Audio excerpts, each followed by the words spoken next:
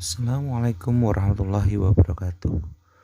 Pada kesempatan kali ini saya akan menampilkan sebuah video praktek penerapan kucing dengan teman sejawat saya dalam menyelesaikan masalah yang terjadi dalam kelasnya.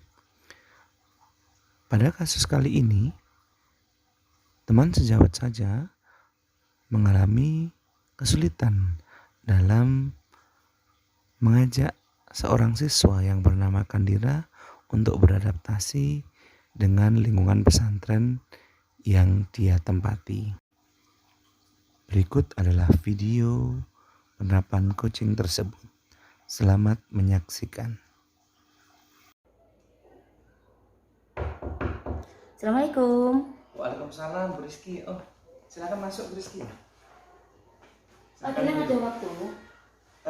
Untuk saat ini alhamdulillah saya sedang kosong jamnya, jadi ada waktu. Ada yang bisa dibantu? Ada, begini. Okay.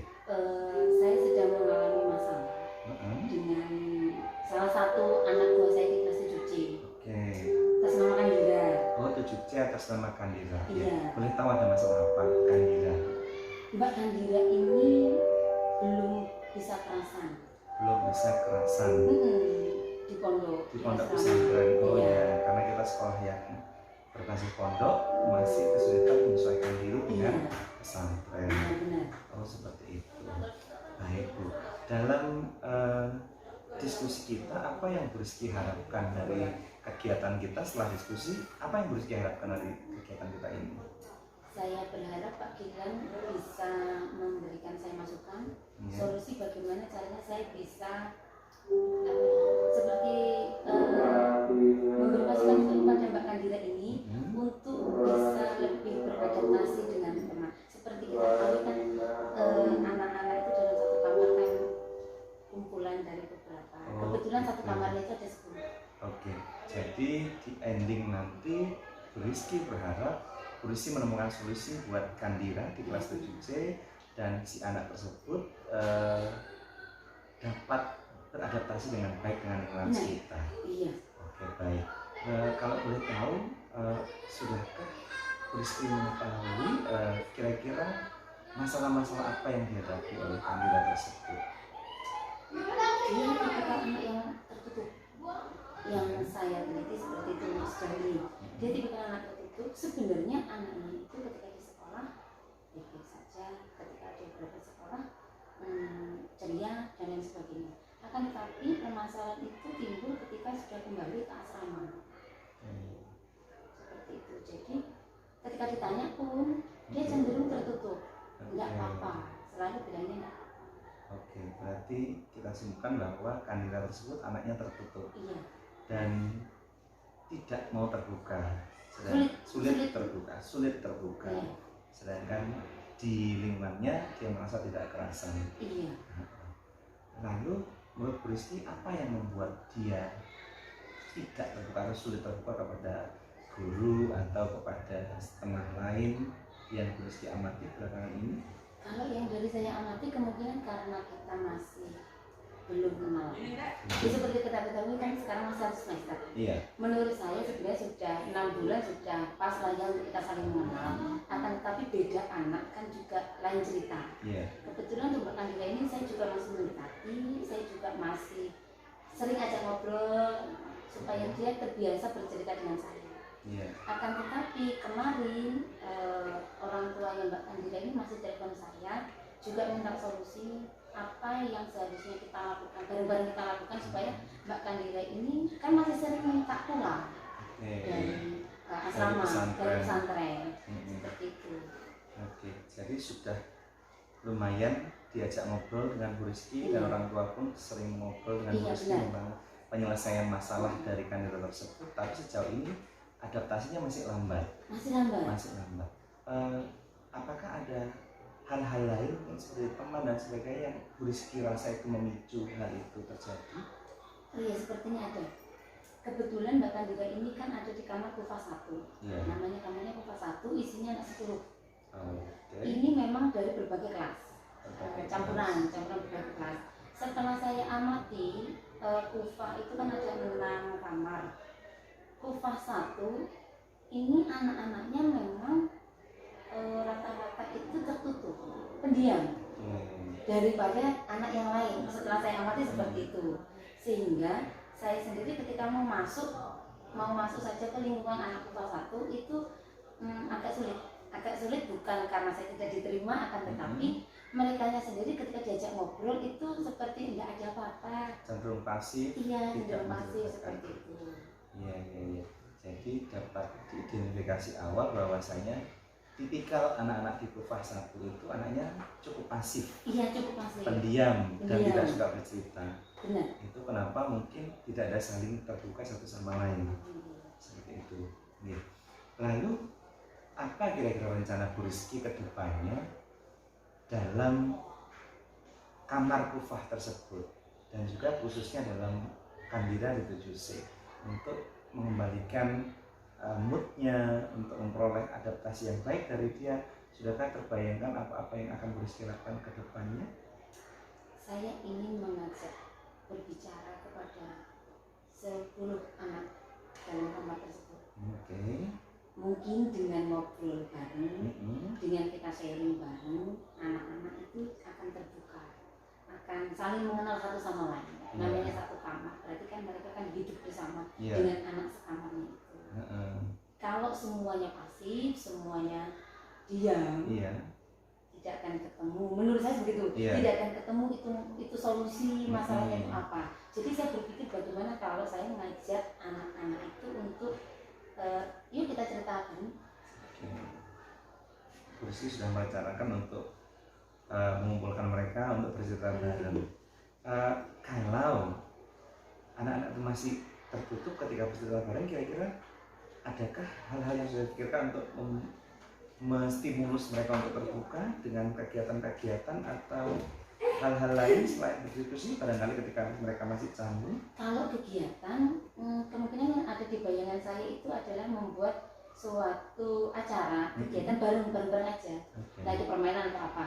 Tapi saya juga terbersit pikiran pengen juga mengajak mereka ngobrol satu persatu juga.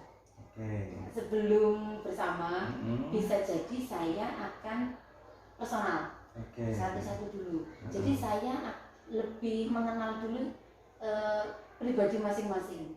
Sejauh ini fokus saya masih Kandira. Jadi Bu Rizky sudah merencanakan, sudah mulai satu persatu personal diskusi dengan anak-anak itu yang sejauh ini dilakukan dengan Kandira. Setelah diskusi sendiri-sendiri, maka sudah menemukan tipikal masing-masing dan kemauan masing-masing dan pola masing-masing. Baru setelah itu Bu Rizky merencanakan untuk melakukan kegiatan bersama dan diskusi bersama dan saling terbuka, sehingga dapat membuka diri satu sama lain seperti itu. Luar biasa sekali. Lalu dalam rencana Bu Rizky itu sudahkah terbayangkan atau terpikirkan dalam melaksanakan itu siapa saja yang terlibat yang Bu Rizky libatkan dalam kegiatan tersebut? Apakah Bu Rizky sendiri melakukan hal itu semua? Tidak. Saya terbayangkan begini, anak-anak di asrama di pondok pesantren kan ada yang dinamakan pengurus. Ada dinamakan pengurus. Itu sangat jauh lebih efektif menurut saya ketika saya berkolaborasi dengan mereka. Karena kan kalau saya kan di sekolah, sedangkan Mbak pengurus tadi itu kan yang menangani anak-anak ketika berada di pondok pesantren. Nah, sehingga menurut saya itu akan jauh lebih efektif, efisien seperti itu. Jadi akan melibatkan Mbak pengurus pastinya. Jadi akan melibatkan Mbak pengurus untuk bersama-sama mengajak mereka berdiskusi dan mengabarkan mereka. Selain Mbak pengurus, ada lagi yang mungkin Bu Rizky bayangkan atau cuma pengurus saja dalam melaksanakan rencana Bu Rizky yang baik tadi? Kalau sejauh ini sebenarnya saya melibatkan dari anak kamar lain. Anak kamar lain. Dalam artian saya juga mencari tentang anak Kufah 1 dari anak kamar lain. Hanya sebagai masukan buat saya. Jadi ketika saya mau masuk ke kamar Kufah 1, saya sudah punya background informasi. Saya sudah punya informasi. Saya sudah dasar informasi yang terjadi seperti apa di Kufah 1. Jadi ada anak kamar lain yang memang selantai sama. Nanti Bu Rizky sudah merencanakan akan mencari informasi di teman-teman di kamar lainnya dalam lantai tersebut dan juga mengajak yang namanya pengurus di pondok pesantren, karena juga porsinya juga sama-sama banyaknya mungkin dan lebih banyak bahkan bertemu di pesantren seperti itu untuk mengakrabkan mereka kembali. Luar biasa. Menurut Bu Rizky, kapan rencana itu akan segera dilaksanakan? Bisa dilaksanakan? Saya memperkirakan sepertinya akhir minggu ini. Saya tidak ingin ini berlarut-larut. Iya. Terlalu lama nanti akan semakin nanti masalahnya melebar. Jadi saya inginnya segera satu.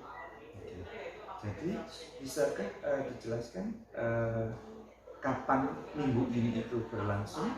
Hari Sabtu besok sudah melaksanakan. Karena hari Sabtu itu kan anak-anak sedikit lebih bebas daripada hari lain. Oke, jadi di hari Sabtu waktunya lebih longgar, jadi berarti punya kesempatan untuk ngobrol dan berdiskusi dengan mereka. Adakah jadwal yang direncanakan Bu Rizky? Apakah hanya Sabtu besok? Apakah ada secara berkala dilakukan untuk siswa yang banyak itu juga tadi? Sepertinya kalau masalah seperti ini berkala, karena saya tidak mungkin sepertinya kalau hanya sekali saja mengajak mereka ngobrol. Seperti ini tidak. Nanti akan ada kelanjutan dari hasil Sabtu tersebut. Oke, berarti kemungkinan dari tiap Sabtu akan dilakukan kunjungan ke pondok pesantren di kamar khusus itu ya, untuk menyelesaikan masalah-masalahnya. Jadi dari kesimpulan tadi, Bu Rizky sudah menemukan jawaban dari apa yang menjadi keresahan Bu Rizky sebenarnya ini. Iya. Jadi sudah akan memanggil beberapa siswa yang ada di kamar beserta Kandira tadi, juga melakukan kunjungan atau visit ke kamar tersebut dan juga meminta bantuan dari pengurus pesantren untuk juga ikut terlibat dalam kegiatan penyelesaian masalah tersebut, sehingga nanti di akhir akan tercipta sikap saling terbuka ya, dari satu sama lain, sehingga Kandira tadi yang punya problem yang paling besar akhirnya adaptasinya lebih baik seperti itu. Jadi, sepertinya Bu Rizky juga sudah menemukan solusi dari masalah Bu Rizky sendiri. Ada lagi yang ingin disampaikan dari Bu Rizky? Tidak, tapi terima kasih karena sudah sharing kita menimbulkan saya lebih tahu apa yang akan saya lakukan ke depannya untuk Mbak Kandida tersebut. Sama-sama Bu Rizky, semoga jika ke depannya masalah itu tetap terselesaikan, dan jika ada kendala ke depannya mungkin saya sangat terbuka untuk menerima masukan dari Bu Rizky untuk atau keluhan dari Bu Rizky untuk kita bicarakan bersama lagi. Terima kasih Bapak atas kesempatan kita untuk sharing. Sama-sama Bu Rizky. Saya pamit dulu. Terima kasih. Sama-sama. Assalamualaikum. Waalaikumsalam warahmatullahi wabarakatuh.